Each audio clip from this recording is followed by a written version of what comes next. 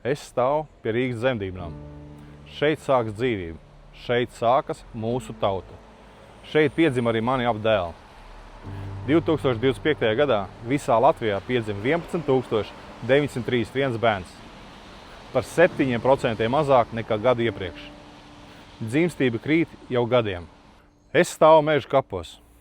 Šeit guldīts Latvijas pirmais prezidents Jānis Čakste.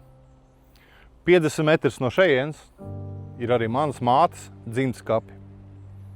Šī zeme glabā manējos un glabā mūsu valsts dibinātājus. 2025. gadā Latvijā nomira 26,109 cilvēki. Uz katru vienu piedzimušo 2 mirušie. Es stāvu Cēsīs, pilsētā, kur izšķīrās Latvijas liktenis. Arī tagad mēs esam krustcelēs. Starpības starp dzimušajiem un mirušajiem pērn vairāk nekā 14,000 līdzpilsoņi. Gan arī tikpat, cik dzīvo veselā pilsētā Cēsis. Katru gadu Latvija pazūd par veselu pilsētu. Katru gadu mēs zaudējam Cēsis. Latvija izmirst. Tā nav nelaime, kas ar mums notiek. Man ir skaidrs, tā ir sistēma. Kur atbild sistēma, tur neatbild neviens. Bet sistēmu var mainīt. Mani sauc Erlens Baļķens.